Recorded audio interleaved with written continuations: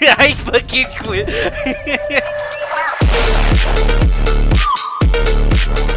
Hey guys, Shubble here, the Kicking Turtle, and today, well, I'm playing Age of Empires 2. I'm trying to get better at the game. Pretty difficult, and unfortunately, a lot of the tips or not tips, but the things I've been trying to go over are kind of redundant now as I'm getting better at the game. I mean, the game's just, it's fun, but it's also fucking annoying, but it's fun. And I'm just gonna say that a lot of the things I'm gonna be talking about are kind of things I'm overcoming. For example, I'm getting better at managing my economy, and it's not like I'm amazing at it. I'm nowhere near like 1500 elo. I'm still roughly okay. I'm no longer at 39% win rate, which is most important, or whatever. And my hours have been going up, so I've been playing this game a fair bit, and I'm trying to get better. So the main thing I think to talk about is just what the fuck am I doing? So Age of Empires 2 has a massive meta game. There's a lot going on within the game, and there's a lot of civilizations to pick from. I personally am going to be maining the Japanese. Like, I only play the Japanese because I feel like they're balanced, and they're not like an extremely overpowered faction from what I understand.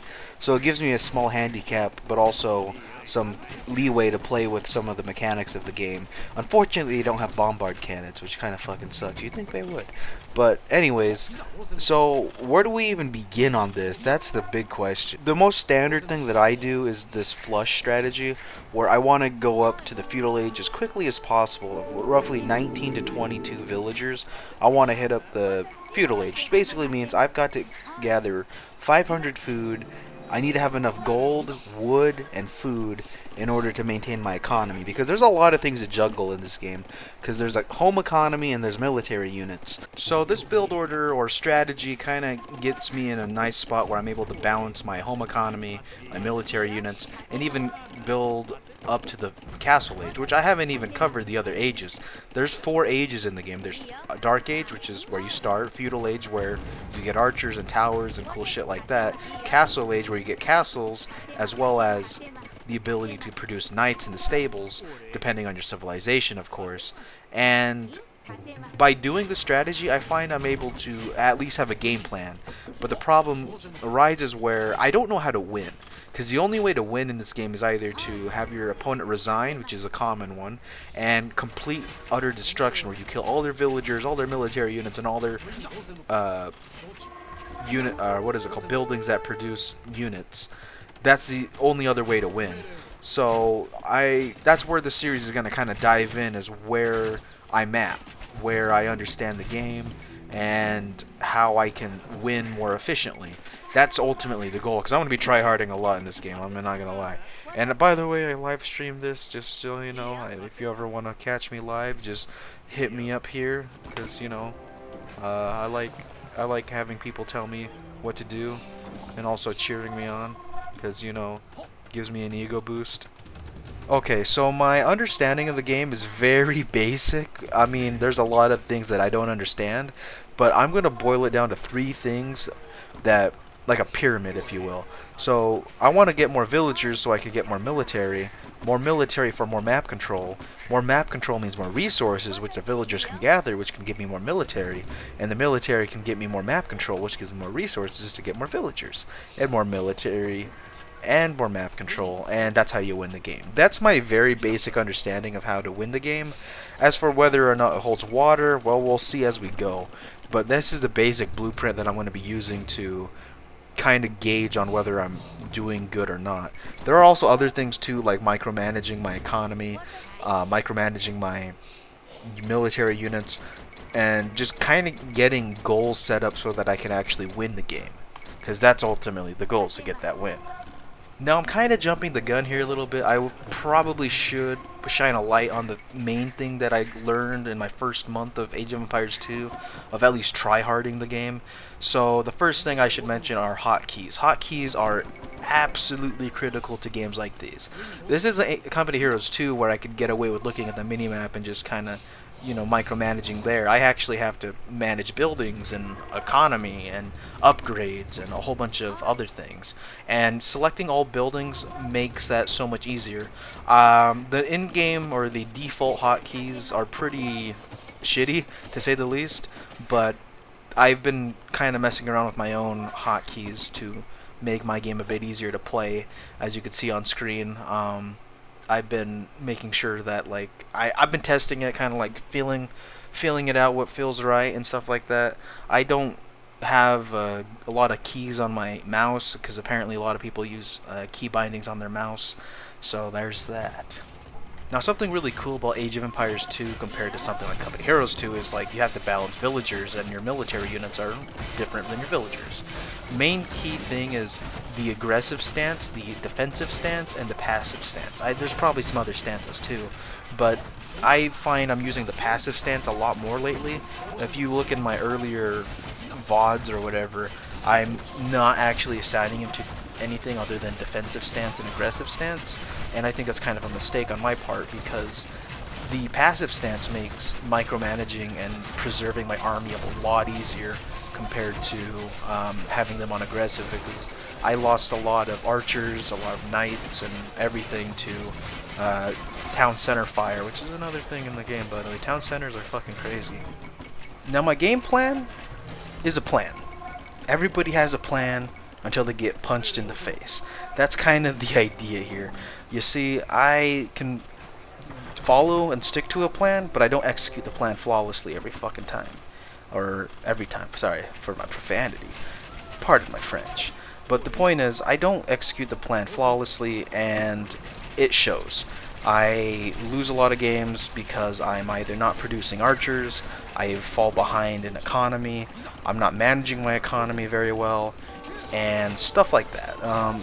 There's a lot of things that I like look at, but I don't really have any specifics in mind because I kind of fucked up and I deleted my footage, so yeah, just bear with me. And I guess another thing that comes to mind when it comes to watching my earlier games when I was going from 39% to, you know, a decent win rate, is my taking fights. I don't understand it very well. Apparently there's a whole debate on whether you use attack move or patrol or something.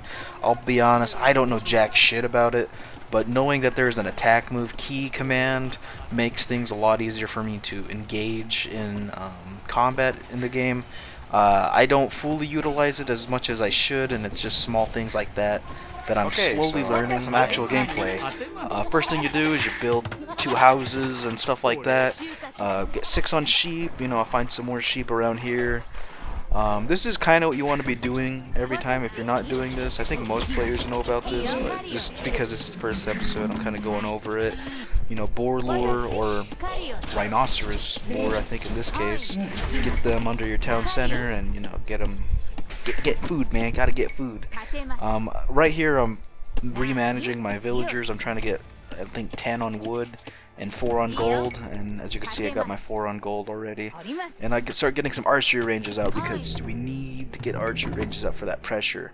Trying to gain some map control and kind of go back to that little graph I made. What is it called? And I get a second archery range down because having more archers is good. This is kind of how I'm going at it, just 2 archery ranges and a whole bunch of archers. I eventually get fletching and whatnot, as you'll see as I put the blacksmith down later. And I queue up the blacksmith right after building some houses because I'm housed. And, you know, as you can see, I research fletching right there. And I'm pretty much ready to go. Some kind of small thing I think I should work on is actually just getting pressure out immediately, as you could, instead of just waiting for 6 archers. But as you can see, we get there, and he's building a tower almost immediately on his gold, which doesn't necessarily like protect him insanely, but like it's better than nothing. It gives him some peace of mind. And I'm just kind of poking around trying to find where I can and can't attack. And as you can see, there's a nice juicy wood line right there. And by attacking this, you know, just fucking give me map control. Send some scouts after me.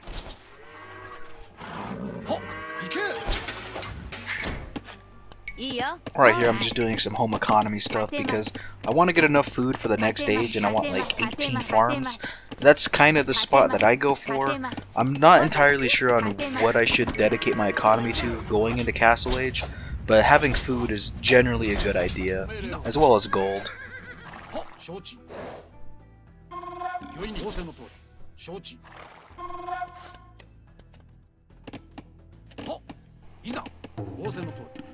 As you can see here, there's just a massive amount of scouts just chasing my archers. They win the fight, but one other thing about Age of Empires 2 that you have to consider is the economic effects. This is essentially going to delay his castle age time. Or at least ideally, that's how it usually goes, but he might have a good economy set up to accommodate for it, so there's that. Now there's a scout on my base, but I think I deal with him fairly easily with just attacking with my villagers. I might have sent a spearman after him, but I don't remember. But the main thing is just I'm keeping him off this wood line, and I'm using my archers very offensively, just getting up in his grill and whatnot. So there's that.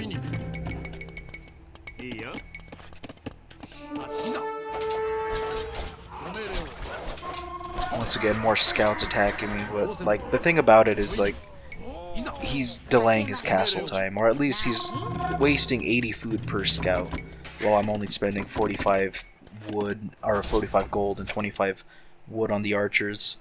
But I make 2 more ranges because I want to keep the pressure up. As you can kind of see, I'm just all over his base.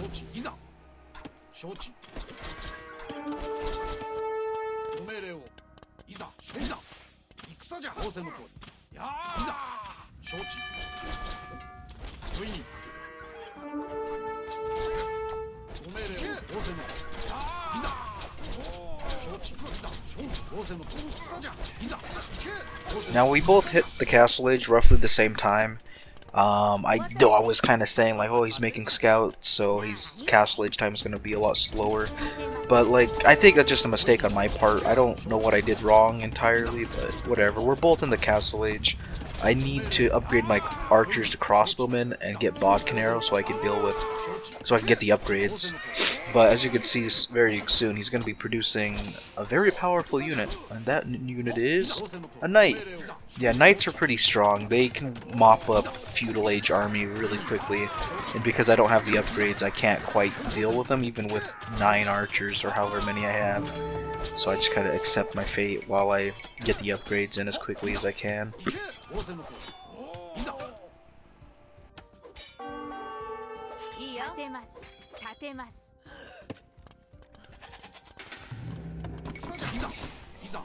As you can see, I'm just melting his knights with my crossbowmen, primarily because he doesn't have the armor upgrade, and I'll just say it, you know, that's probably because he invested so much food into his scouts that he can't afford the armor upgrade on his knights, which I mean, like, they apply to both, but still, you get the gist. Like, the game has, like, long-lasting consequences for doing stuff like that.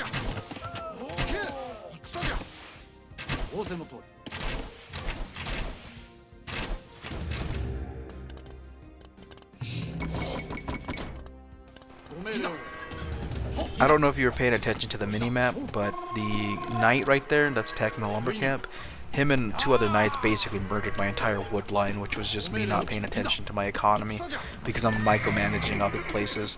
That's just me not being an amazing player. I think stuff like micromanagement will just come with time, but that's good to point it out.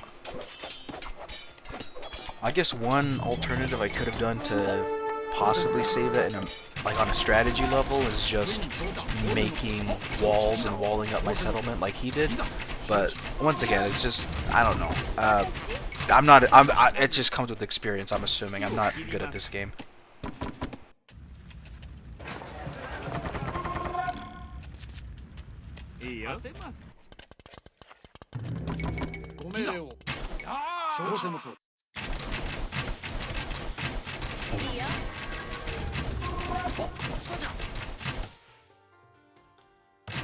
Now my opinion on that castle is that it's not a good castle because it doesn't really protect his wood line, so the castle's kind of redundant. I can kind of just ignore it.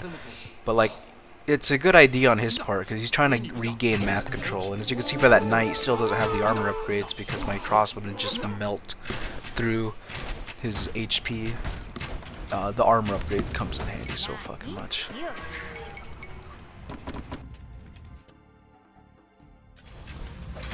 As you can see, I'm just battering down his... I think that's his only stable on the map, so he can't produce any more knights. And we're going to go after that tower with the battering ram. As you can see, he just takes it down. Shoot the villagers with the crossbowmen. And I think that's just about game. As you can see, like, I'm murdering his wood line. A lot of this was just map control and me prioritizing, or not prioritizing, having a build to follow. And I think it's a good build too. As you can see, I win. Unfortunately, he wasn't able to make siege workshops, which even if he was able to make one, I don't think he has the wood economy to support it. But that's okay. I told him you just need to make a blacksmith in order to make it. But that was a good game. I like that one. Now this other game's a little different because I feel like my opponent's a lot more better.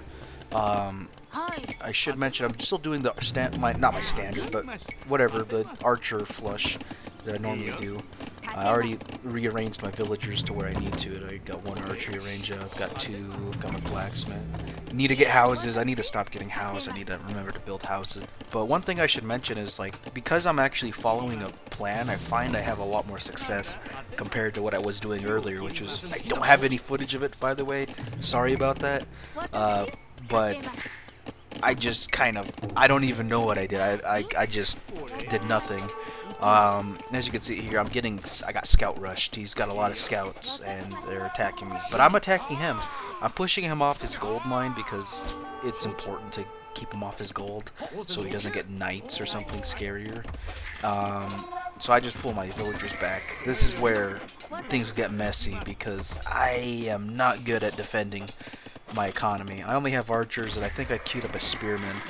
But still, as you can see, he's just killing my villagers. I'm not sure how many he killed, but he killed quite a few, it seems like. And if not, he's at least putting a lot of idle time on my main economy.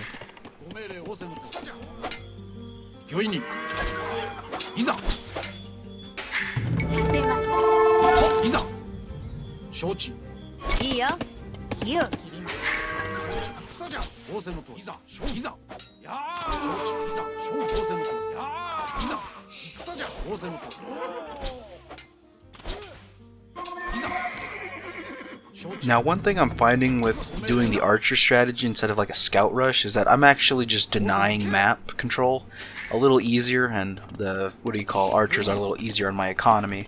But for the most part, I'm just denying him map control, like I was saying in that graph. He's off of his food, he's off of his gold. It's just giving me small advantages that will hopefully lead into an ultimate win.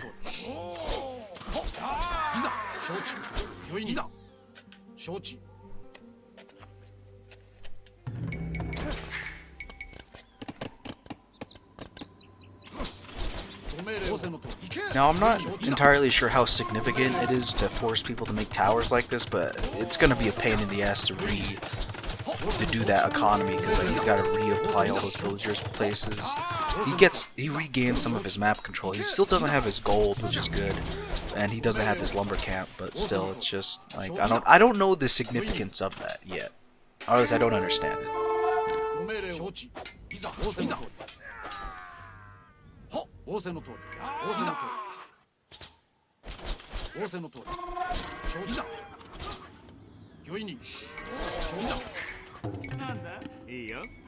As you can see here, he's pushing me off of his, he's regaining some map control with his scouts. But one thing to note about those scouts is those are some beefy scouts for my archers, because they have, I believe they have bloodlines, which gives them extra HP, and they have barding armor, which just makes them that much tankier for my archers. At this point, I'm switching into knights because I want to get, I feel like it's just the right play. I don't know if it actually is, but like, look how many scouts there are. I don't have the archery ranges to produce enough archers to deal with this, and knights are just easier to manage. But that's a lot of scouts. I'm sorry, that's just a lot of scouts.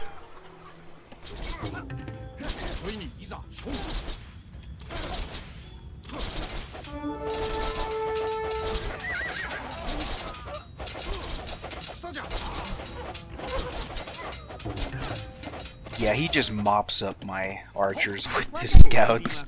But luckily, I'm in the Castle Age and I'm getting knights. Unfortunately, I tried to quick wall like twice. There's a hole between the stables, and I wasn't paying attention with my villagers on that house, so they get through and they're getting a lot of kills. But I have 2 knights against I think 8 or 10 scouts, and 2 knights is more than enough to deal with them if they fight me, which they kind of do. But I mean, it's just a pain in the ass to follow them everywhere. But luckily, I have knights there just as fast as scouts.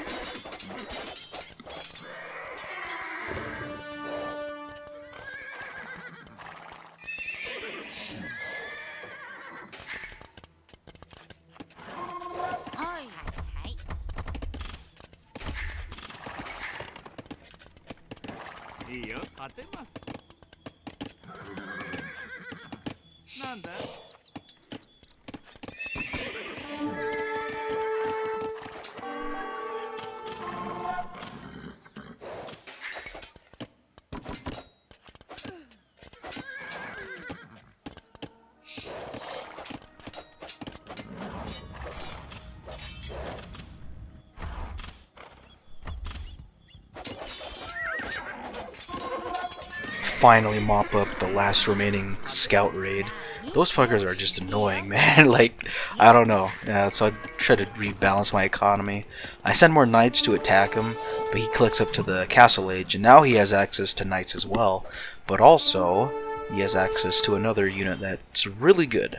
Well, not really good, but it's good against knights, and they're the camels.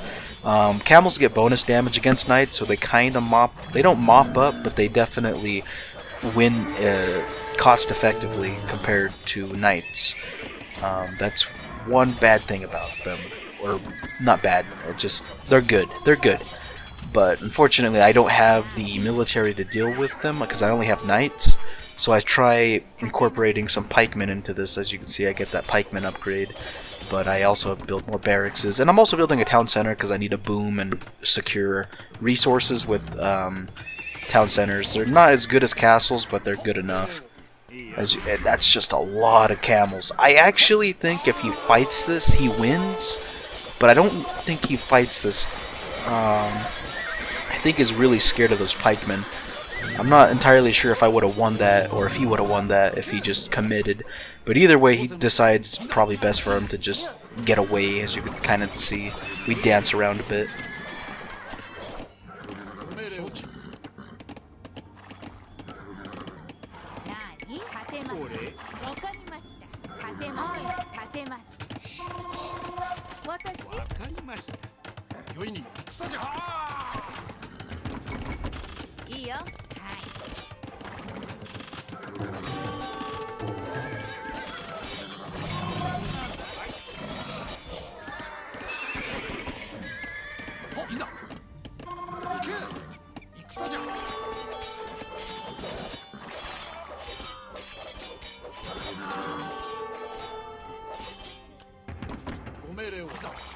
Yeah, that's just a lot of economic damage he's putting on me.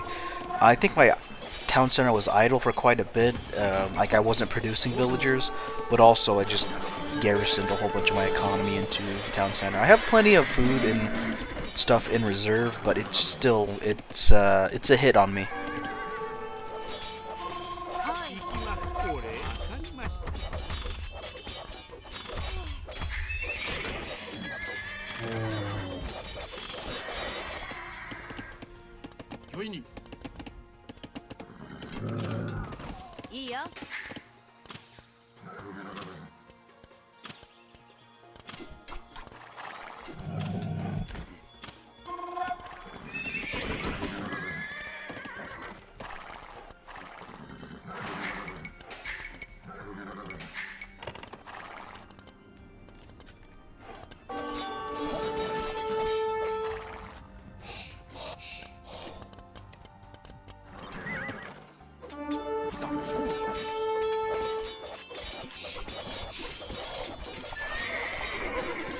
And then he throws in the town.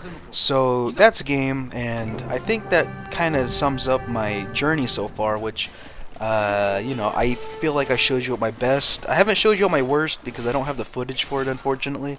But I mainly lose to stuff like people out booming me and having a much better economy and producing military units at a much greater rate. For example, there was this one game I played where this dude walled himself in, and I couldn't get in, and I couldn't deal any damage, and I possibly neglected my economy. But that's one thing I'm trying to work on, is trying to constantly produce villagers and making sure my villagers are gathering resources so I can build a bigger army. But for the most part, that's just the small things I'm working on. If you have any tips or tricks or just resources I could look into, because I do want to get better at the game, but unfortunately, I'm going at the pace that I'm going at now because, yeah, I don't know how to get better at the game, and I don't know how to end the video. So thank you guys for watching, and peace out.